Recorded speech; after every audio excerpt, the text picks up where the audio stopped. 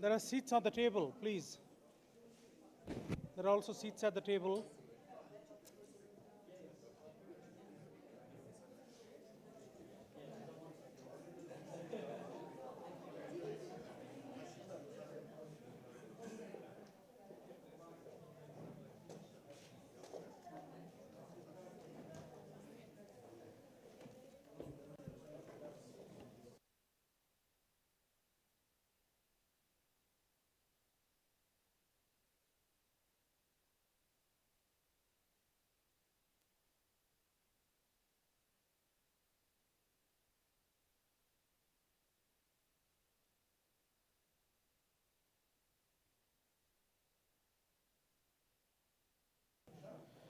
We are arranging more chairs, so please be a little patient.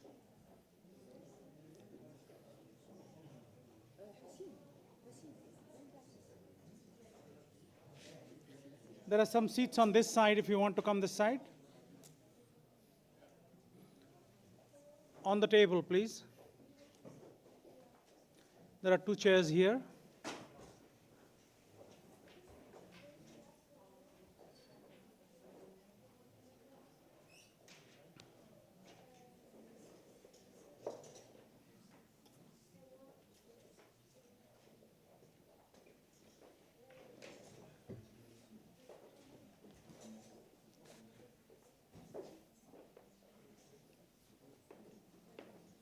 Go ahead.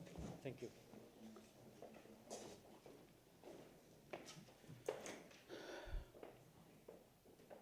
You want to go to the other side? There's a chair there.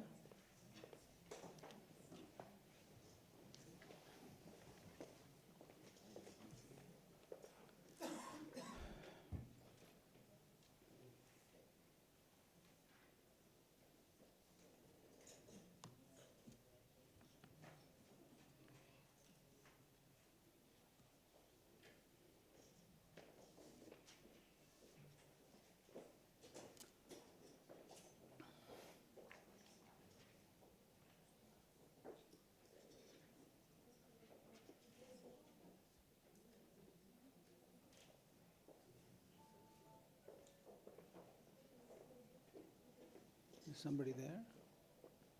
Okay.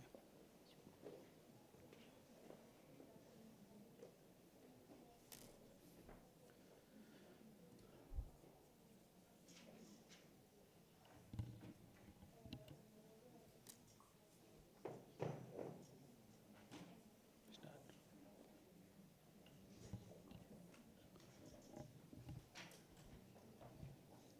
Good morning, ladies and gentlemen. We're about to start. Thank you all for being here today. I'm your moderator for the session. My name is Satya Tripathi. I head an organization called the Global Alliance for a Sustainable Planet. We are a public institution based out of New York. I'm also the chancellor of a university called the Kalinga Institute of Social Sciences in India. It is the world's largest academic institution for indigenous children. We have 60,000 students, all of whom get educated for free. Accommodation, food, and education. They come in at the age of 7 or 8, and then they go out as PhDs and postdocs and engineers and doctors. And so I was just talking to the president of this magnificent institution, and we were sharing how it's around the same ethos that Paris Peace Forum brings together, to try and build this North-South dialogue. Not in terms of, as many speakers mentioned this morning, we are more used to multi-crisis or crisis alone. We're actually in a time of polycrisis. And so polycrisis demands polylateralism, where not only governments play a central role, but also the private sector, the civil society, the thinkers, the researchers, the minds that move our ideas and shape us into the human race that we are today. I also have the privilege of supporting, as the Global Alliance for a Sustainable Planet, the world's largest sustainable agriculture program with smallholders. It's a program in India. It already has converted 1 million women farmers to natural farming, going completely away from synthetic chemical agriculture and pesticide-based agriculture to absolutely natural substances. And of course, we'll talk about that in the course of the conversation today. But we are today bringing together 4 panelists that have deep insights into different aspects of a fair transition. And a fair transition has to be based around agriculture. We keep talking about energy transition, fossil fuels, phasing down or phasing out coal. Those are extremely important. But what is even more important is for us to be mindful of the tremendous opportunity that this polycrisis presents for us to make a quantum leap into a just and equitable society, which is only possible if the 500 million smallholders at the bottom of the pyramid actually rise to the challenge and do what is needed of them, not expected of them because they didn't contribute to the crisis. But they can actually change the paradigm. And if you take an average family size of 5 to 6 people among the smallholders, you're talking about 3 billion people. You can actually change society as we understand it and know it. And that is why this conversation is so extremely important to a fair transition. So with that, I would like to introduce the projects and the representatives who are here today. The agricultural collectives of marginalized women, led by the University of Birmingham, and represented by Dr. Fraser, Sukhden, and Dhananjay Roy. We also have with us the value chain upgrade, led by UM6P, represented by Bushra Ramuni, and of course, last but not the least, the African farmers as climate entrepreneurs, represented by Mr. Jack Kimani from the Climate Action Platform for Africa. In what is promising to be a very meaningful conversation. So let me start by inviting our panelists to take about 2 minutes to frame the challenge as we see it today and also the opportunities. Let me start with Fraser. Sure. So, I mean, basically the way that we've been working is we work predominantly in the Gangetic Plains of South Asia. This is an area where we experience extreme fragmentation of land. So this essentially is, many farmers having small plots of land in different locations, and also high prevalence of tenancy. And I think around about 75% of the communities where we sampled are essentially marginal farmers with less than 0.5 hectares of land, or they're tenant farmers who don't own the land. Whereas the majority of the sort of climate-smart innovations, new technologies, goes to the top 25%, who are the middle to large farmers. The predominant reason is that, farmers cannot bear risk because they're very marginal. Shifting to organic farming or shifting to, new technologies is extremely risky and challenging. Also, because the land is located in different locations, irrigation is extremely difficult. And one of the biggest problems is, of course, out-migration. So high out-migration of young men, in particular to work in cities, means that there's a critical labour shortage. Labour shortages, again, makes the introduction of new systems, new agricultural technologies challenging because of the work burden problem. So I think that's why, I won't go into the full details now, but I think what we're really looking for is ways to consolidate land. I think the opportunity really is in consolidation, it's in collectivization, it's in forming groups and working together and reinventing some kind of a new model of collective agriculture. Thank you, Fraser. Dhananjay, following up from that, how can you make sure that these collectives really are sustainable? Where there's a grant, you bring in ideas and you bring it to people and you get them excited, but how is it that you ensure that they are sustainable, that they will last long after the champions have moved on to other ideas and other priorities? Thank you. Actually, what Fraser is saying, that we have collective groups, in the different location in Bihar and West Bengal of India. So towards the sustainability, actually what we have done, so for the last 4 or 5 years, so we formed the federation federation of the collective groups. So our collectives is consist of 8 to 10 members. Most of them are small and marginal farmers. So federation is working as a apex body and well connected with the different level stakeholder, local level policymakers. So they are well connected. And that helped to create the convergence to create the also senior synergy. So this is the one point towards sustainability. And second point is that we have the local resource, okay, and we have the self-sufficiency of in resources. For an example, that they collective actually producing the organic inputs, agriculture inputs, by using their local materials. So this is also one of the sustainability issues. So, and third is that they are accessing the different government schemes and facilities that also help to create, good relationship with the government agencies. And also there are some schemes and, projects supported by government of India, as well as the research institute like local agriculture university is supporting them to scale out locally. So these are the 3-4 points which is helping to sustain our collectives. Thank you. We'll come back to that because I have a lot more questions. Yes. How do you make sure that it really lasts, the impact stays, not just with the people that you have trained and brought together, but it spreads across the landscape to others? Thank you. Yes. Thank you. Bushra, can you elaborate us how upgrading the value chains help? Because ultimately it's extremely important to bring people together and then get them to do the right thing. But what works ultimately is that can you realize value for them? Are their efforts being recognized by the market? Is it paying them better? Because there's no better incentive than that. Over to you.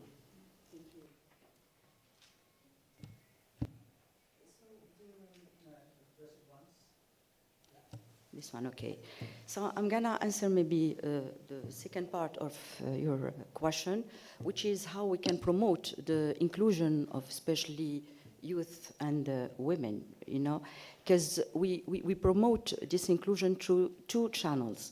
The first one is, the first channel is the value chain of impact.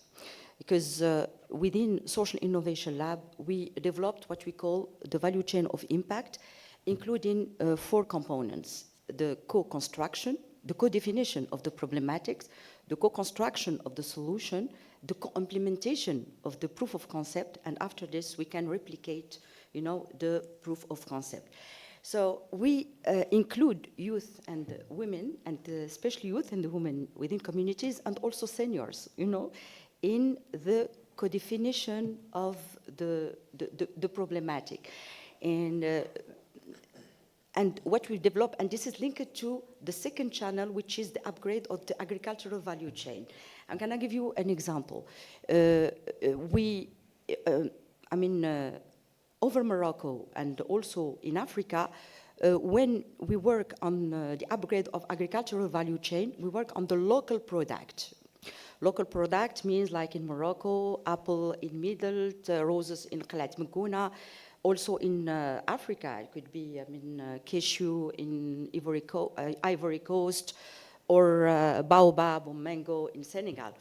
And what we noticed that people are very proud of their local product and also of their expertise and their know-how related to the local product. And when we gather people, we insist to have women, to have youth, to have seniors around the table. And the main example I can share with you is barley in Arhamna. Arhamna is the region where this campus is located. And in Arhamna, we are working on barley. And just to give you an example, when we start to work on the upgrade of the agricultural value chain, we start from farming. For us, it's the first step. But when we gather people, an elder, it's a woman, we call her Mizhara, and Mizhara told us, but we have another issue. It's not about farming and upgrade the farming or put a framework for farming, but we have another problem. It's the seeds, because when we are talking about to upgrade the barley value chain, but we don't, used to have the seeds 100% originally from Arhamna. They are, mixed with other imported maybe seeds. So we should start to work on the genome, And this it's an average woman, Where average woman, she's illiterate woman, but it was for us. It was, her added value was very, very important in order to upgrade this agricultural value chain and to start from genome, farming, transformation, valorization, and commercialization. And this is how we can add value in each link, creating dynamics within each link, and including or involving people from territories, from communities in those links. That's fascinating, as you rightly pointed out, that it's not just one intervention or another, but rather the entire critical path from genome to production and consumption and market and people. Because ultimately, we're producing food for people. The people in that intermediate space are extremely important, but ultimately, when we're talking about people and planet, thank you so much. Jack, ultimately, it all comes down to the business model, because if you don't have a business model, they say that pilots don't fail, but I strongly believe that pilots don't scale unless you really have a business model. And so how is your work with smallholder farmers, especially Kappa, how is it bringing together these replicable business models across the continent? Yeah, thank you, Satya. I'll start by highlighting what your opening remarks pointed out. They have in excess of 500 million smallholder farmers that we have around the world. And for the most part, have been viewed more of helpless victims of the climate crisis. And at CAP-A, we have been focused from the outset at how smallholder farmers, and in the context of Africa, to be clear, can not just be valued contributors, but are actually active contributors towards the fair transitions, towards the fight against climate change. And thankfully, that recognition is starting to happen. One of the ideas as we think about business models that we've been focused on is looking at how can carbon help in supporting and sustaining the transitions by providing the finance, by providing the revenue that is needed. And so together with our partners, we have been doing some pilots over the past few years, but also some detailed livelihood modeling, thinking about how do we essentially have a systemic focus on farmer livelihoods resilience and improvement. And we have connected a few dots across thinking around addressing soil acidity, a few dots around thinking about fertilizer application, maximizing productivity, reducing soil erosion, and also bridging some of the divides that you find within this space where a lot of the practitioners are working in silos across both the implementation and the financing.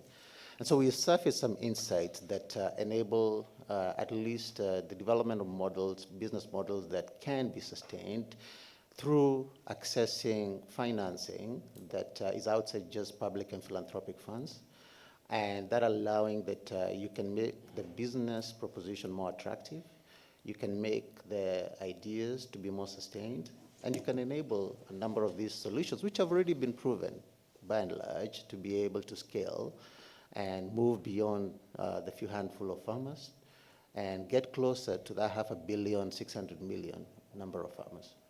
We'll be happy to share more details on that. Yeah.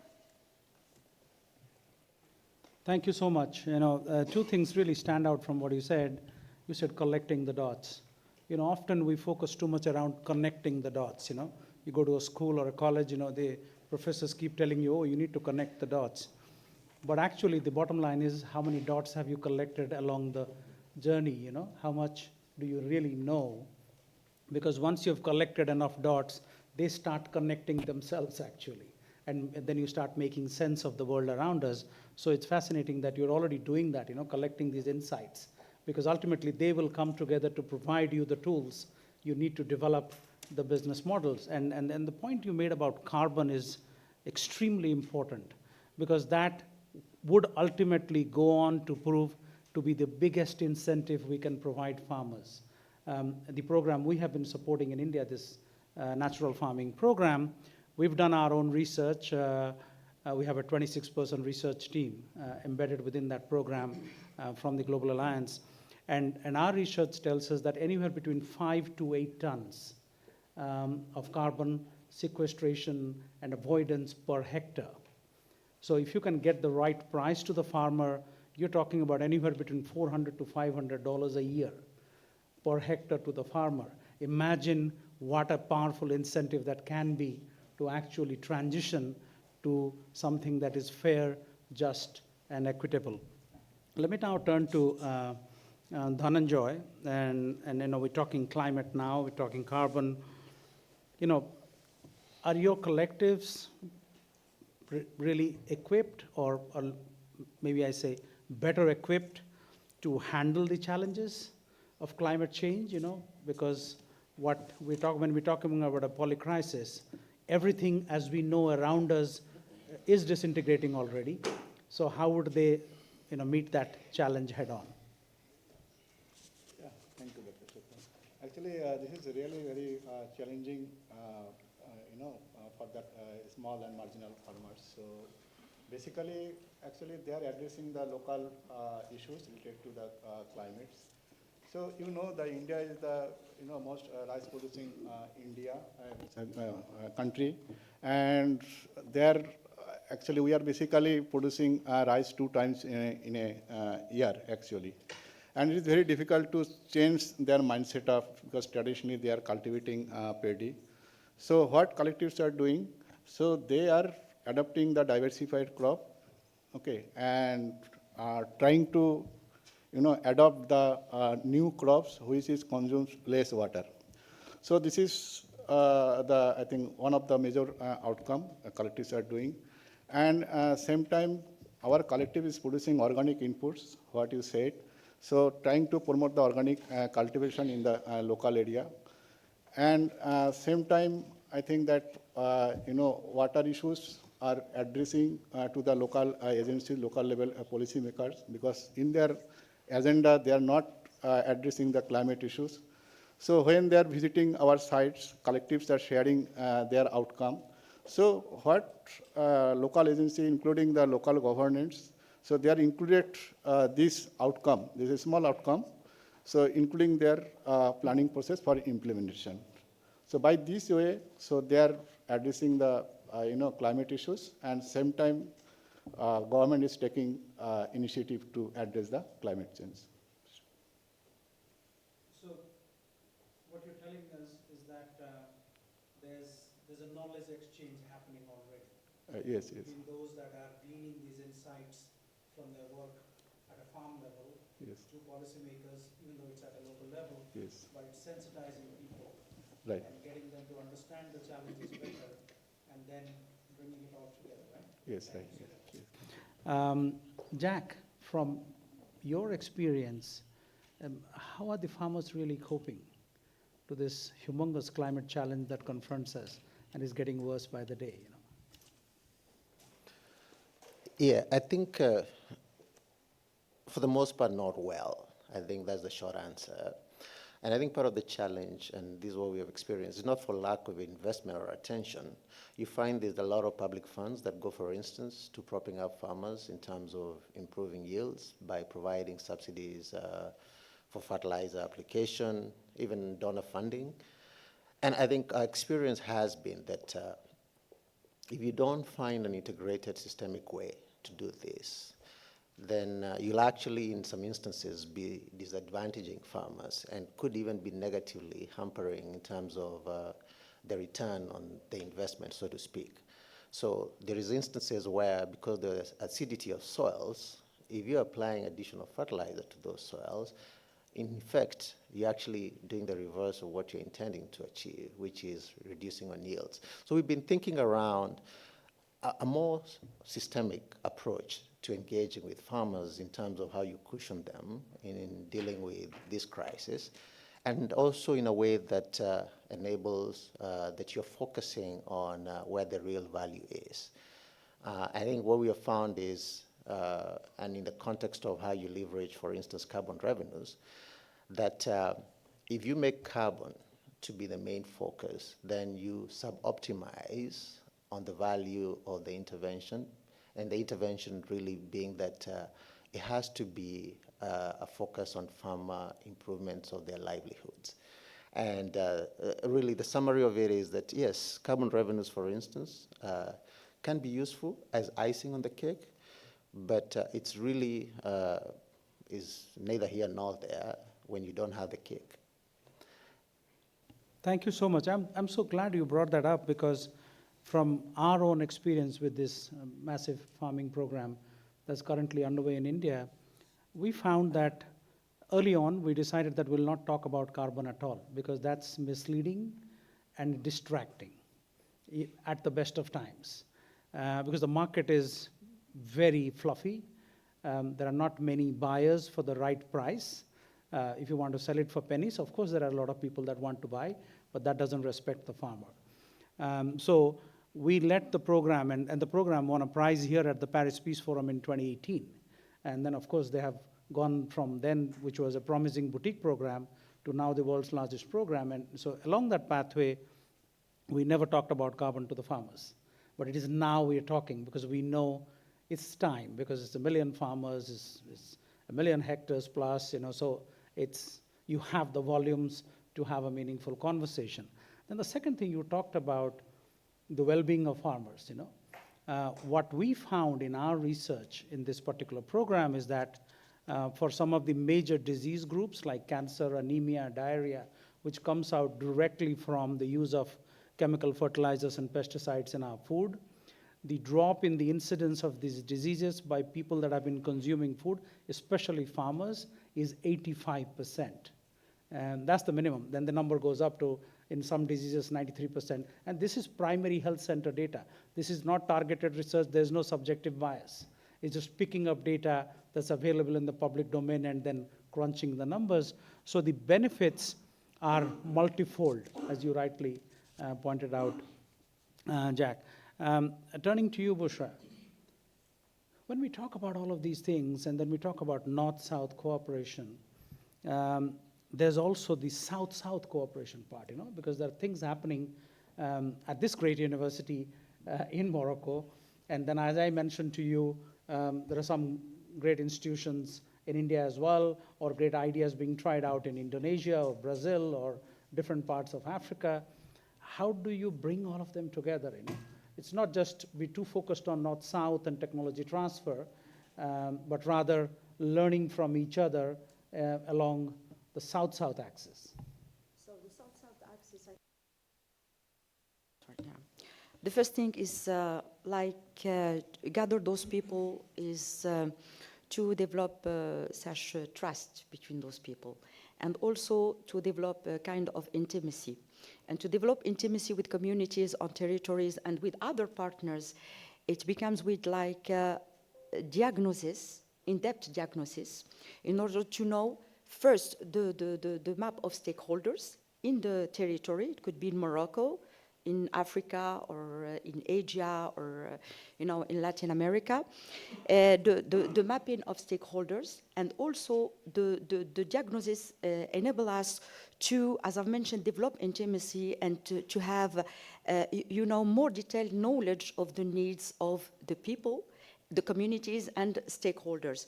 And also we promote the multidisciplinary approach. That which means cross-silo approach. And we gather all people, they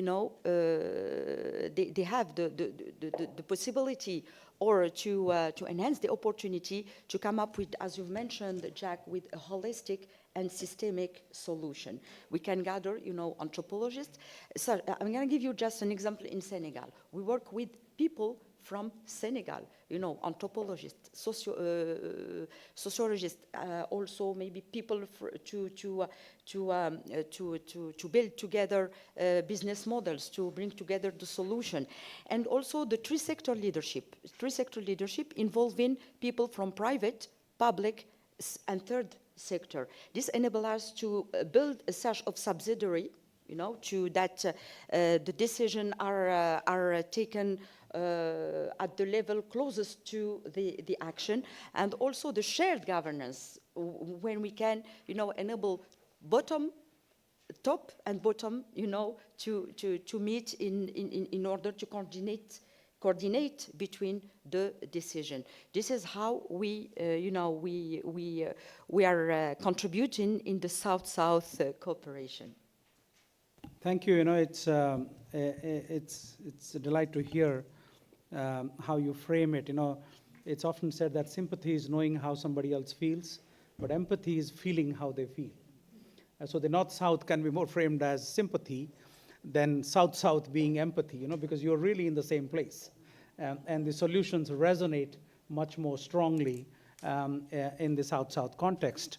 And then also, not to forget that South-South is not something monolithic, that everybody is not at the same place. Within the South, there are countries that are far ahead in the conversation, so they can play that, the role of being mentors. And while they have been fellow travelers, they have already transitioned a part of the journey already, so there are lessons to draw from that. Coming to you, Jack, give us some examples of, that you have seen of how this is working in terms of South-South. Yeah, and I think, so let me start by saying there's still a lot of room for improvement in that kind of a collaboration, in thinking through what are some of those ideas that can enable cross-learning in the Global South across various initiatives. But I think part of this is informed by interventions that we're starting to see come online.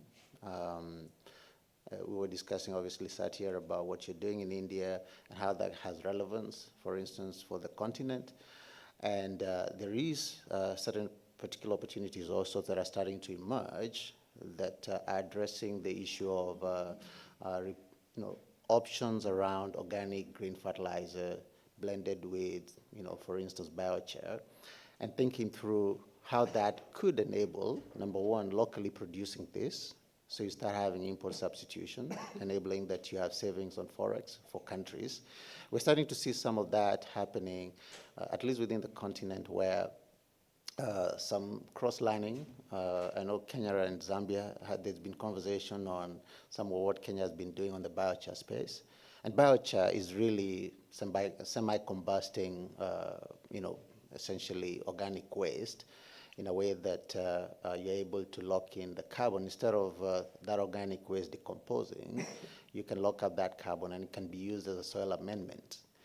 And the very sort of attractive thing about biochar, it is attracting prices upwards of $150 per ton in the carbon markets because it's seen as a durable removal. So in essence, it can fund itself.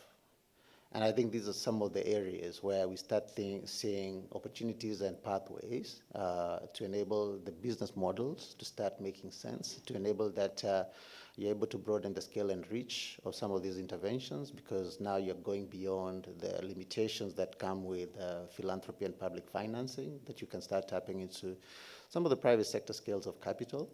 And that learning now starting to translate within the continent, because we don't have a shortage of biomass.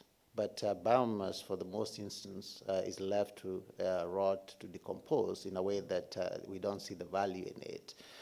For some of the organizations that are using this biomass to generate, for instance, biochar, the limitation for them is the consistency of the feedstock, the biomass.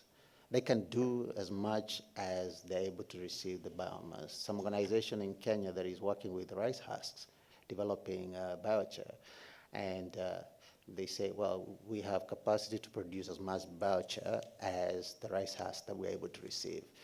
And so you start thinking around, okay, what are the opportunities across other, biomass waste that we normally don't consider to be valuable. And I think these are some of the lessons that we start thinking about, in terms of that cross-learning. And then I think ultimately also being open to some ideas that are starting to emerge that enable, again, our business case to be even more compelling. And I'll just say a little bit about opportunities around technology on enhanced rock weathering, which is just a way to enable that you're able to reduce the acidity of soils. And you reduce the acidity of soils by also generating carbon revenues, and that enabling you to also access financing outside the traditional, public and philanthropic sources, and enabling the sustainability and the scale of that opportunity. Thank you, Jack. I'm glad you brought up the biochar, the potential of biochar as a major solution, because we are actually, the Global Alliance is working on a big idea in India in the northern state of Punjab. For those of you that are following India and air pollution would know that come winter, it is the worst place to be anywhere on the planet. The PM 2.5 levels goes up anywhere to 500 to 1,000, depending on how bad the crop residue burning is. So this idea is bringing together farmers, and the target is to do a system scale pilot of 200,000 farmers to get into their fields, cut their biomass without the farmer having to bother about it, then produce biochar on site by mobile machines, and then leave the biochar on the soil as a soil amendment, all for free for the farmer. And as Jack rightly pointed out, for each acre of land, you get 4 tons of biomass. 4 tons of biomass gets you 1 ton of biochar. 1 ton of biochar gets you 2 units of carbon. And that is easily anywhere between $250 to $300. That much money is more than enough for everybody to win. And the project developer doesn't have to charge a penny to the farmer. The carbon money itself will pay for all of that and still leave enough for the project developer. And that's how we brought together a whole list of partners, and we'll be announcing that project soon. We're coming to an end of the session, but it'll be great to have some questions from the audience. A few. Please raise your hands, identify yourself, and then as briefly as possible so that we can take as many questions, and then I'll redirect them to our panelists. Let me start here. Thank you, sir. Thank you very much. My name is Fasil Kabade. I'm professor of soil science here at UMXP. Thank you very much for sharing your excellent experiences. I have one quick question or maybe comment. Biochar is really one of the solutions, but when you see the practical aspect of biocharing, is really an expensive job. Like, for example, in order to get a pure or acceptable or recommended biochar, at least we need a temperature of 550 degrees Celsius. So how do you think that, according to the African context, this would be affordable?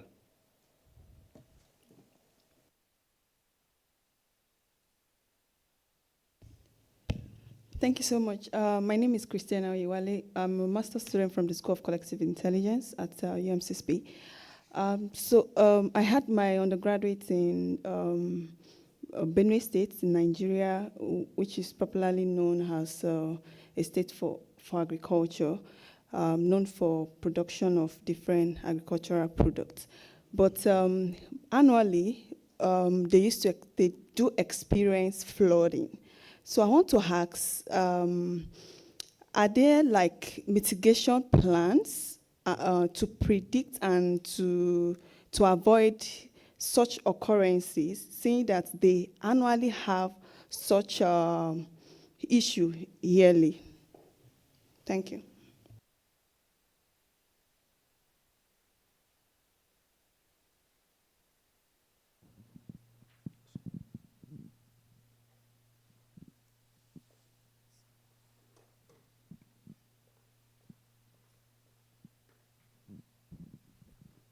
Good morning, everyone. My name is Brahim. I'm a UM6P master student in Rabat, and I also work for the Paris Advanced Research Institute. And my question is for the SAL is what is the real global agriculture governance? What is the future of this global agriculture governance? Is there awareness of the governing scale? And why I am asking that, because last week I participated in the Réseau des Initiatives Agroécologiques du Maroc conference, which was held in the beginning of this month. And we understood a lot of new methods of agriculture and sustainable agriculture method, including agroforestery, agroecology, synthropy, which is very interesting terms that we learned. However, the agriculture scheme in the world is very frightening from my perspective. It's very economically oriented, like in Morocco, for instance, or all over the world, in any countries in the world. And what I can understand, even if I'm not agriculture background, I know that planting 10 hectares of watermelon or 50 hectares of oranges or 100 hectares of cereal is not sustainable. And that's what the world does anywhere in the world. And I realize also that putting inputs into the agriculture and products and chemicals and everything, it's not good for the agriculture. And my question is, what is agriculture transition means to all of us? What is sustainable agriculture means to the governing, to the governors? And yes, what is sustainable agriculture? I think we'll wrap up with the questions. Let me start with Fraser. You know, when we talk about a polycrisis brought about by global warming, mitigation is much talked about, but what is not talked about enough is while you're mitigating, how do you adapt to the multiple crises that are already confronting us, and how does what you are doing at the University of Birmingham relate to that? Yeah, I think our key principle is that, you know, there's lots of great ideas, there's lots of fantastic technologies. I mean, I think the technologies are almost there. These are minor issues. The bigger issues are the structural issues of how we actually get this to the farmers. You know, farmers who are literally like living, you know, in chronic food insecurity, they don't have time to think about, you know, the latest, you know, natural farming method or the latest, you know, irrigation system. That's why, I mean, we need to start pooling resources. So, I mean, our principle essentially is pooling land, sharing labor, sharing inputs. And this is going beyond just a marketing cooperative or a few people joining together to sell their goods or get access credit. There needs to be cooperation at every stage in the value chain. And that, I think, our core principle of most of our work we've been working on in South Asia. Thank you. Yeah. Jack, the carbon question, you know, very interesting question on biochar. I mean, of course, we know that the temperature range is between 400 degrees Celsius to 550 to 600, depending on the feedstock and how to make it most productive. How does Africa deal with that? The temperatures and the energy sources. So the good news is that the technology is available. So it's not in question. The technology is available. The experience that we have had with some of the investors in this space, biochar investors, is that even in the absence of any carbon revenues, this is actually a viable, profitable investment. So from a purely just production of biochar without even tapping into the carbon markets, you can make a business case that allows you you're able to access actual commercial financing to put in this kind of an opportunity, and allowing that can be able to stand on its own. And the moment you layer on carbon revenues, it becomes even that much more compelling. And the good thing, the demand is not in question. The demand is not in question because there's obviously a huge demand from a fertilizer standpoint, and you're producing organic fertilizer, obviously that can go into displacing some of the synthetic fertilizer, and enabling that you're not compromising at least significantly in terms of the yield uplift. So the technology is available, the technology is there, and this is actually a business model that is one of the business models that can be able to stand on its own. Could I respond to his question quickly? Yeah, so I think the reality of the continent is that we don't have large industrial farms. Our model is mainly smallholder farmers. Smallholder farming will not be the first default if you're looking to deploy your capital. It's just not. So I agree with the proposition that it's not a profitable model, but that's the model we have, and it's not going to transition to the kind of industrial large-scale farming that you find in the West. So it's more of a question of how we tailor interventions to fit within that model. And I think this is where we also need to be careful, because these farmers are right on the edge of a lot of the climate crisis, a lot of the climate challenges. I think there was a mention of floods. The shocks that they're having to bear are quite significant. And so as we think about interventions that we're introducing to them, there have to be interventions that are anchored on evidence in a way that we don't compromise their vulnerability as it is, and we can enhance to the extent possible the resilience they need to have. And I think that is where the anchoring on thinking around opportunities that attract not beyond philanthropic funding, are able to attract commercial financing like biochar, becomes something that is critical for us to factor in. And then that integrated systemic way that Bouchard was talking about, because there has to be a way to make sure that one intervention alone, understanding that that will not be enough given the poly crisis and the number of different things that you need to be addressing at the same time. Thank you, Jack. I think, I really appreciate the insightful question from the gentleman here, because, agriculture has been input first. How much fertilizer for what kind of crop in what agroclimatic zone has been the conversation for the last 60, 70 years, or even like 100 years when we found nitrates, phosphates, and phosphorus. But the conversation has to very quickly segue to nature first. When you treat a person, what does the doctor do? They diagnose a problem, but the thing primary on their mind is that the patient has to live. If the patient is dead, the treatment is useless.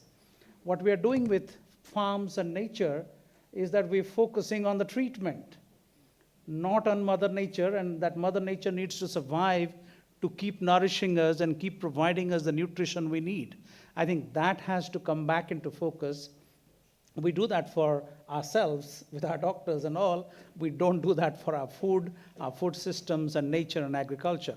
And I think that is extremely important.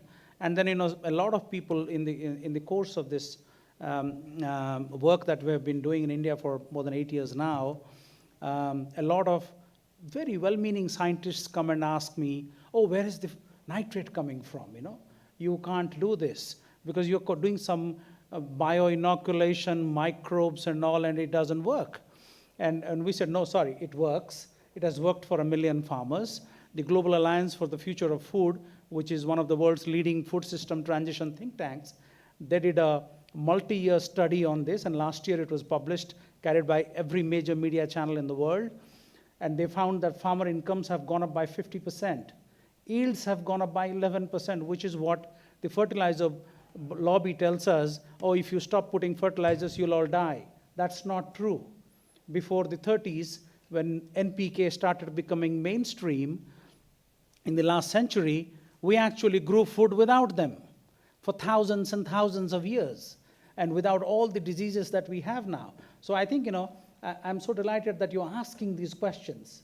And the simple answer to your question is that, and next time anybody tells you otherwise, tell them that go to a forest. And a forest has never had any fertilizer in it, but it is the most vibrant ecosystem because nature is circular. Nature takes care of itself, and that's what the principle of agroecology is, agroforestry is. It basically keeps nature as it is, builds on the resilience of nature, the gift of nature without hurting nature. That's why agroecology and agroforestry is such a tremendous idea whose time has come. Thank you. Bushra, any last words? Maybe on your question. Please. Relevant question. Thinking about the future of agricultural, I think you told international. Moroccan. Moroccan, but And international. And international, because first we have to maybe come up with agricultural regional governance. When I'm talking about regional, it's Africa. Mama Africa has many sons and daughters, you know, not just in Africa. There is 54 countries and 6 sub-regions, which means that we have to maybe think this governance by sub-regions, and after this, you know, work on a coherence on this regional, you know, governance in order to avoid the SDGs washing. We have greenwashing, but there is also SDGs washing, because there is a huge gap, tremendous gap between Europe, I think Africa is at the end, à la traîne, je sais pas comment on dit à la traîne, at the bottom, related to SDGs. Also to use the bottom-up approach and iterative approach in order to, this governance should include all people, and also just the final word, work on local products is very important. Local product of each territory with each community, and also the communitarian, ancestral, I don't know, you know, secular innovation. Because, you know, we have our own, you know, expertise. Each community has its own expertise. But the real need is to frame this expertise, you know, and to use all, you know, the knowledge, like UM6P University could play this role. And we have other universities in Kenya, in Nigeria. And this is what we have to build in Africa. Regional, and after this we can have Latin America, Asia, and to come up with a global South, you know, governance. Thank you so much, Bushra. I think that brings us to a very purpose-driven wrap-up to this conversation, is that you need to hone your lessons learned and your best practices in a meaningful way before you spread that to the rest of the world, you know. And it's not just lessons coming from Africa going to Latin America or to Asia or other parts of the world, but also lessons coming from Asia going to other parts of the world, or coming out of Latin America going to other parts of the world. And so that way we enrich ourselves. We learn from each other's mistakes as much as we grow from each other's strengths, because we don't need to make the same mistake twice. We don't have time on our side. And as has been highlighted, the community must be at the center of all conversations, because anything that does not focus on people will not help planet, because anthropogenic climate change, as the name suggests, is a man-made problem. So if the humans are not in the room or in the conversation, no matter what you do, you're not going to solve the problem. Yes, technology can help us a little bit here and there. It can even look, if you are in that space, it might look as transformative and game-changing. But if you look at the big picture at a planetary scale, they're tiny. People talk about pulling carbon from the air, you know. Carbon, the direct air capture, DAC. Last year, they pulled 3,500 tons. Not million tons, 3,500 tons. And we emitted about 54 billion tons. So that's the scale we're talking there, you know. As promising as these things are, the true power is in community empowerment, community facilitation, and communities coming together to do the right thing, because we are talking about anywhere between 500 to 600 million smallholders. And what they can do, you know, the ocean was not built in a day, and the ocean was not made up all the gigantic mass of water we see. It's those tiny drops the trillions of those tiny drops that make the ocean. And here, the billions of mouths to feed, driven by the hundreds of millions of smallholders and their efforts, can actually not just engineer, but result in a fair transition. Thank you all. Bye-bye.